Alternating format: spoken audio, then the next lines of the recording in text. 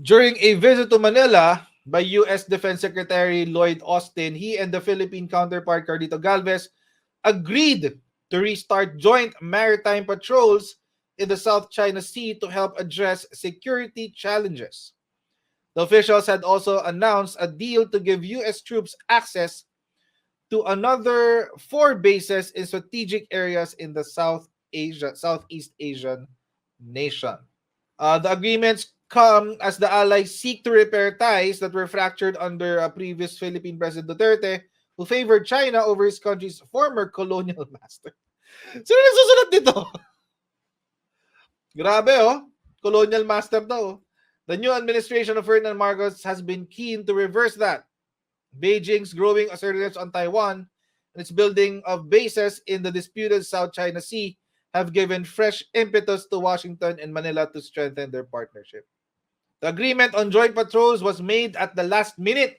Last minute daw development ito. Of Thursday's defense talks between Austin and Galvez, a senior Philippine official told AFP on Friday. Of course, the devil is going to be in the details. So technically, if we don't agree in the end about how we want to do it, then it's not going to go forward. Yun po ang sinabalita ngayon ng Global Daily Mirror.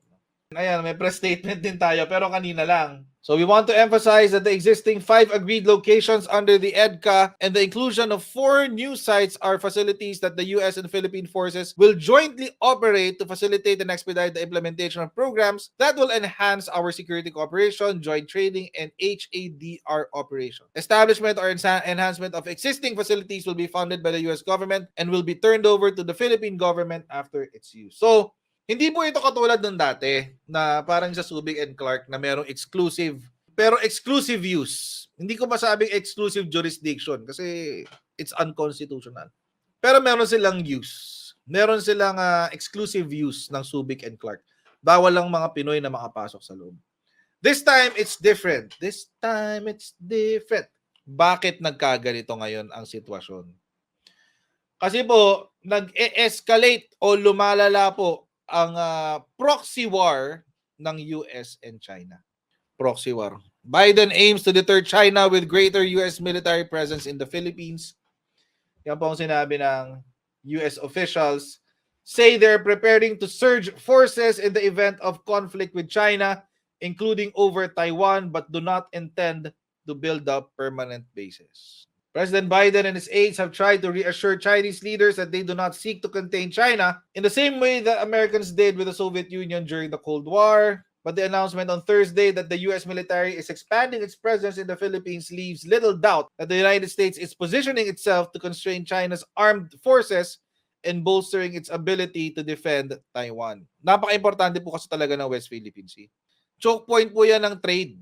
So, halimbawa, mga kotsero, ikaw ay magpapadala ka ng mga gamit, shipping line.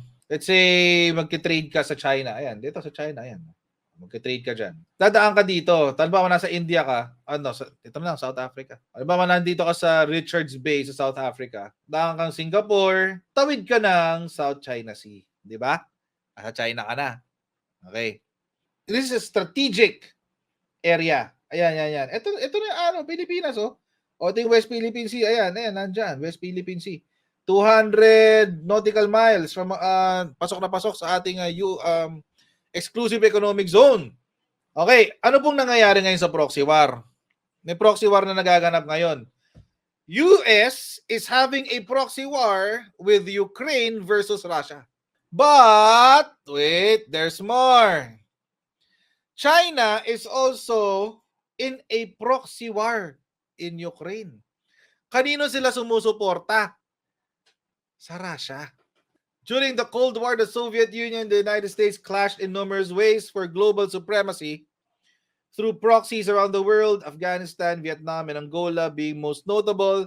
Today, Russia has been relegated to the junior proxy position, with China now taking the lead for the East to dethrone the US as the reigning force in the West. Russia's invasion into Ukraine is now America's and China's proxy war. Nasaan ngayon ang Pilipinas dito sa proxy war na to? We have been caught between a rock and a hard place. Nasa gitna tayo ng isang bato at isang matigas na bagay. Kahit saan ka mag-swing, masakit. Meron nang namumuong distrust between the Philippines and China. This latter part of PRRD's term. Ito po yung yung signal natin diyan. Philippines, Duterte fully restores key US troop pact. Philippine President Rodrigo Duterte has restored a crucial pact governing the presence of US troops in the Southeast Asian nation, the two countries' defense ministers said on Friday, reversing a decision that had caused increasing concern in Washington and Manila. The VFA provides rules for the rotation of thousands of US troops in and out of the Philippines for war drills and exercises. It has assumed additional importance as the United States and its allies contend with an increasingly assertive China. A Philippine Defense Secretary Delfin Lorenzana said he was unsure why Duterte had reversed himself but made the decision after meeting U.S. Defense Secretary Lloyd Austin in Manila on Thursday. Yun. Meron kayang dahilan kung bakit bumaliktad ang Pilipinas sa China? Ito po isang analysis. Huwag na kayo mga aktivista, hindi namin kayo kailangan. When Philippine President Rodrigo Duterte took office in 2016, he pledged to shift his country's foreign policy away from the United States, a long-standing treaty ally, in favor of China and Russia. On his first trip to Beijing that year, Duterte tried to butter up his hosts by proclaiming that it was time to say goodbye to Washington. Other actions and outbursts intended to curry favor with China and loosen ties to the United States followed. But consistency and principle were never Duterte's strong suits. Kailangan ba talaga isulat yan? Parang ano lang yun, sinulat lang yan para pangbuisit. Now, just as easily as he flipped one way, he's flopping the other. His China-friendly policy is effectively over, and he's doing his best to align the Philippines with the United States again. It's possible that Duterte felt a bit jilted. His warm embrace of China never produced the results he expected. He hoped, for instance, that he would be able to strike a deal on joint exploration of disputed regions in South China Sea and leverage Beijing's massive infrastructure and investment plan, the Belt and Road Initiative, to support his own build. Yet now Duterte has less than a year left in office. His single 6-year term ends in June 2022, as required by the Constitution, and none of those dreams have come to fruition. And that is a bitter pill that we have to swallow. If I'm not mistaken, sa lahat ng ipinangakong project ng China, isa lang yun natapos. Yung tulay. To make matters worse, in recent years, Beijing has amped up its assertiveness in the South China Sea. In 2019 and early 2020, China encircled the Philippines' T2 Islands or Pag-asa Islands with hundreds of militia boats, apparently to prevent Philippine authorities from upgrading the island's runway and making other infrastructure improvements. Then in January this year, China authorized its Coast Guard to fire upon foreign vessels as needed, and in March, it moored more than 200 Chinese fishing boats, many of which were likely maritime militia vessels at the disputed Whitsun Reef. Alam natin lahat yan, nabalitaan natin lahat yan. These incidents tremendously complicated Duterte's China-friendly approach and made outreach to Washington more appealing. Kumbaga, mga kakotsero, parang tinrider ka na ng kaibigan mo. Sinabi mo, pagkakatiwalaan natin tong China, etc., etc., what have you. And then all of a sudden, yung mga pinangako sa'yo, hindi natupad. Hindi lang yun, unti-unti ka pang sinisira. I will never say that it is part of our territory. Never kung sasabihin ng ating exclusive economic zone ay parte ng ating teritoryo. Dahil malinaw po sa ating konstitusyon that the exclusive economic zone is separate from our territorial seas. Magkaiba po yun. Responsibilidad po ng ating gobyerno na siguruhin na ang exclusive use and enjoyment of the exclusive economic zone is reserved to Filipino citizens only. Kaya po siguro, nung na-realize ni PRRD na ay mukhang hindi mangyayari to, na makikipagtrabaho sa atin, sa ating exclusive economic zone, kung saan nag-ruling na ang, what do you call this? Ang arbitration court sa The Hague. Nag-ruling sila na walang 9-dash line Kalokohan ang 9-dash line at hindi pa rin ito nirerespeto ng China. Siguro na-realize ni PRRD, kailangan ko ipaglaban ng ating konstitusyon, bumaliktad na siya. Wais ka, alam mo kung kailan ka lolokohin, alam mo kung kailan ka hindi lolokohin, pero hindi mo kailangan mang-away. To be wise as serpents and to be patient, to be gentle as doves.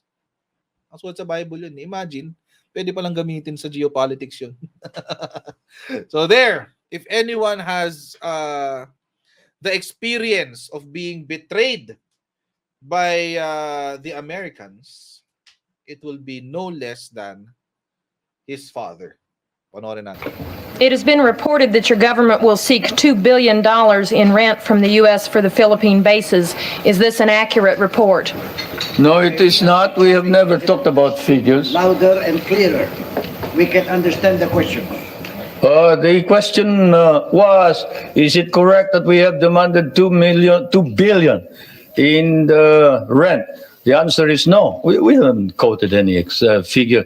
What we have asked is this. We want a study.